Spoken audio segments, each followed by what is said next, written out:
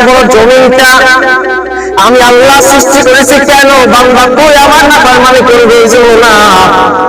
আমি আল্লাহ তাআলা এত বড় আসমান এত বড় জমিনটা বানাইছি আমার নবীর উসিলায়।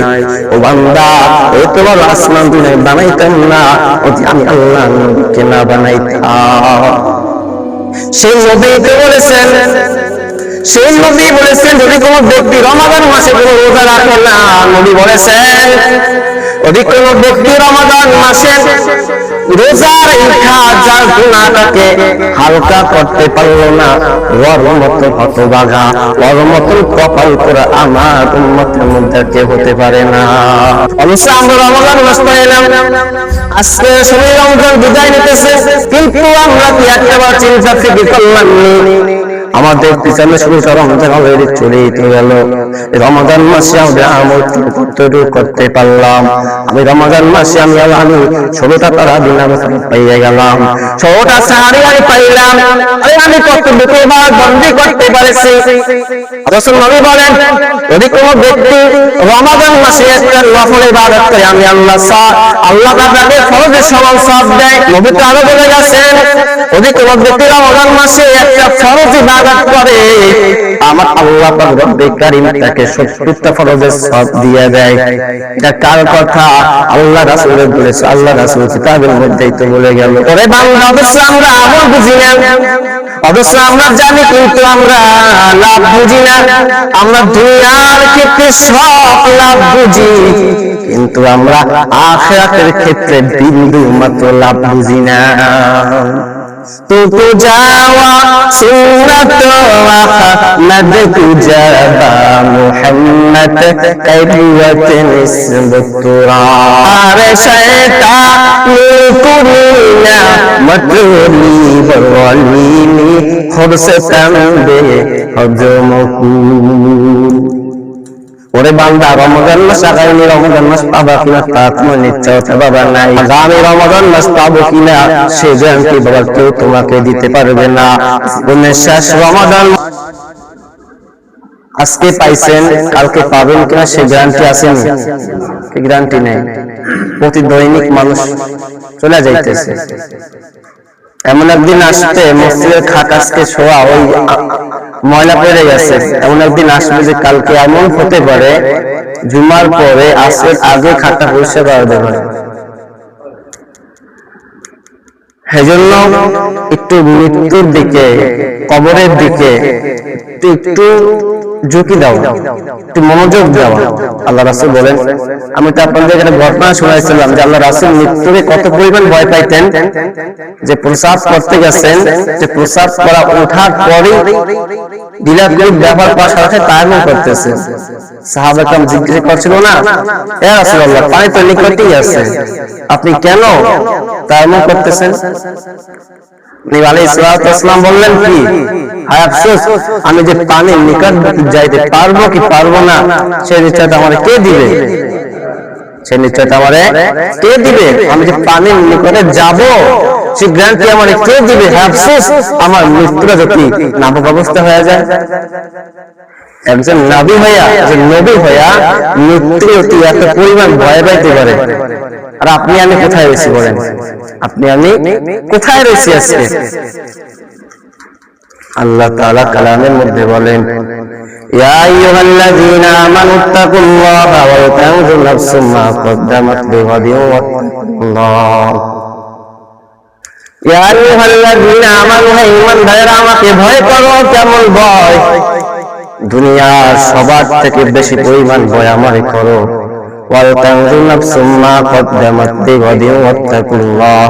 ও ঈমানদারেরা একটা কথা ভালো করে কানের মধ্যে ঢুকায়া নাও, এই দুনিয়া কোনো দুনিয়া নয়। ওয়াল তানজুর নাফসুম মা কদ্দামাত লিগাদ, এই দুনিয়া ছাড়িয়া অন্ধকার কবরে যেতে হবে। এই দুনিয়া ছাড়া একটা এই জগৎ থেকে জগৎ নয়, এই জগতের পর্যায়টা মহাকাল রয়েছে, এই জগতের পর্যায়টা মহাদিবস রয়েছে। ওই কালের জন্য তুমি, ওই জগতের জন্য কি তুমি সম্বল সঞ্চয় করেছো? ও বান্দা ভালো করে ওদিকে খেয়াল রাখো। আল্লাহ পাক আবার বললেন ওয়াত্তাকুল্লাহ, আমারে বান্দা সবার থেকে বেশি পরিমাণ ভয় কর। কেমন ভয়? ভয় করার মতন ভয় করো। আরে ছাত্র শিক্ষকের সামনে কোন অন্যায় করে না, কেন বলে ভয়? কিসের ভয়? বলে সন্তান, বলে ওস্তাদের শাসনের ভয়। আবার বাবা মায়ের সামনে সন্তান কোনো অন্যায় করে না, কেন? বলে শাসনের ভয়। আল্লাহ তাআলা বলে বান্দা তুই আমারে ভয় পাবি, আমাকে ভয় পা, আমাকে ভয় পা, আমাকে ভয়ে ভয় পা। তুই আমাকে ঠিকঠাক মতন ভয় পাইতে পারো, কাল কিয়ামতের দিন আমি আল্লাহ তোর জন্য জান্নাত রাখলাম। আউলিয়ারা করে উকুবা ইখতিয়ার, জাহেলারা করে দুনিয়া বখতিয়ার। আল্লাহ পাক রব্বে কারীম বলেন, ও বান্দা তোমাদেরকে আমি আল্লাহ তাআলা উত্তম একটা চরিত্র, উত্তম একটা আখলাক দিয়ে বানাইছি। ও বান্দা তুমি জানো কার উম্মত তুমি? ও বান্দা তুমি জানো তুমি কোন নবীর উম্মত? তুমি তো ওই নবীর উম্মত যে নবীকে আমি আল্লাহ না বানাইলে আল্লাহ আসমান বানাইতাম না। ও বান্দা তুমি জানো তুমি কোন নবীর উম্মত?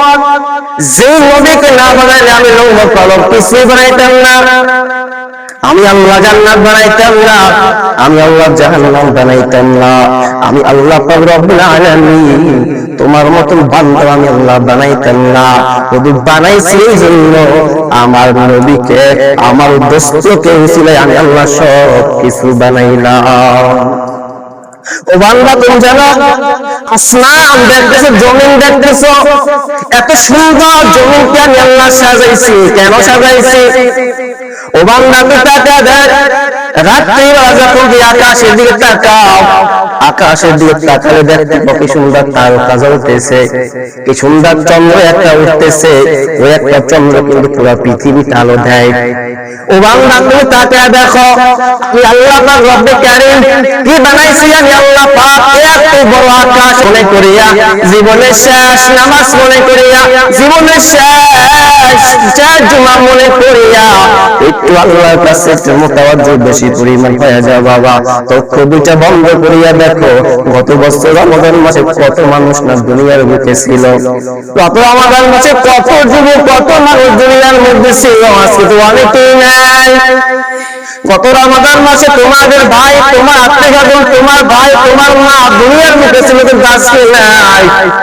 এমন একদিন আসে যাবে তুমিও দুনিয়া থেকে চলে যাবে রে বাবা, তুমিও দুনিয়া থেকে চলে যাবা। অন্ধকার কবরে গেলে বুঝবা কবরটা কত বড়, কত বড় আযাবের ঘর। অন্ধকার কবরে গেলে বুঝবা অন্ধকার কবরটা কত বড় আযাবের একটা ঘর। এই জন্য করে ভাইরা আমার রমাদান মাস যাইতেছে, রমাদান মাস আল্লাহ রাসূল বলেন রমাদান মাস ইবাদতের মাস, রমাদান মাস কোরআন তেলাওয়াতের মাস, রমাদান মাস দান সদকার মাস, রমাদান মাস যাকাত আদায়ের মাস, রমাদান মাস আমাদের রমাদান মাস যাইতেছে আর মাত্র 5 দিন 4 দিন পরে আসতেছে ইতিকাফের সময়। আল্লাহ রাসূল বলেন ইতিকাফ এমন একটা জিনিস, যদি কোনো ব্যক্তি ইতিকাফ পুরো 10 দিন করে আল্লাহ রাসূল বলেন তার আগে পিছের সমস্ত গুনাহ মাফ করে দেওয়া হয়। শুধু তাই নয়, আল্লাহ পাক রব্বে কারীম যদি কোনো ব্যক্তি ইতিকাফ করে পুরো 10 দিন, আল্লাহ রাসূল বলেন তাকে আল্লাহ পাক রব্বে কারীম 2টা হজ, 2টা কবুল হজের সওয়াব দেয়। একটা উমরা হজ, 2টা হচ্ছে একটা হচ্ছে মেইন হজ, 2টা সওয়াব তুমি পেয়ে যাবা যদি ইতিকাফে নিয়ত ইতিকাফ করতে থাকো। আল্লাহ রাসূল বলেন ইতিকাফ করি এত বড় ফজিলত, ইতিকাফ করে দুনিয়ার সমস্ত দোষ থেকে মুক্ত থাকে। ইতিকাফ করে কোনো গুনাহ হয় না, 10 দিন কোনো গুনাহ হয় না। ইতিকাফ করে জবান থেকে কোনো গুনাহ হয় না, চক্ষু দিয়ে কোনো গুনাহ হয় না, কানে কোনো গুনাহ হয় না। শুধু মসজিদে কোনায় বসিয়া ইবাদত করে, ওই সময় আল্লাহ পাক বলে আমার বান্দা ইতিকাফ অবস্থায় যা চাই আমি আল্লাহ তাই দিয়ে দিব। এই জন্য প্রিয় ভাইরা আমার ইতিকাফ করা, ইতিকাফ আমাদের একদম অনিবার্য জরুরি। প্রত্যেকটা মসজিদ জুমার মসজিদে ইতিকাফ প্রয়োজন, কর্তব্য। জানাজা নামাজ জন্য ফরজে কিফায়া, ইতিকাফ কিন্তু ফরজ কিফায়া। ইতিকাফ একটা মসজিদের মধ্যে যদি ইতিকাফ না বলে না করেন, পুরো গ্রামবাসী গুনাহগার হয়ে যাবে। জানাজার মতো যদি জানাজার মধ্যে পুরো গ্রামবাসীর মধ্যে একজন ব্যক্তি আসে, এরা গ্রামবাসী হক আদায় হয়ে যাবে। যদি কেউ না আসে, পুরো গ্রামবাসী গুনাহগার হবে। এই জন্য পুরো ভাইরা আমার, মাত্র 4টা দিন পরে সামনে জুমা আসবে না, এই জন্য আজকে বলে দিলাম সামনে জুমা তো আসবে না, আর মাত্র 4টা দিন পরে কি হবে, ইতিকাফের সময় আপনার নির্বাচন করিয়া আপনার যাকে মনে হয়, যাকে যে থাকতে মনে চায় সবাই থাকতে পারবেন। যে থাকতে মনে চায় একদম 20 রমজানের পর থেকে মাগরিবে ইতিকাফের পরে মাগরিবের নামকে ইফতারের পর থেকে আরম্ভ শুরু হবে, একদম চাঁদ রাতের চাঁদ দেখে তারপর উঠবে। এই জন্য পুরো ভাইরা আমার, আমরা নির্বাচন করবো আপনার এলাকাবাসী, আপনার কেউ ইতিকাফ না করেন, গুনাহ কিন্তু আপনাদেরই হবে।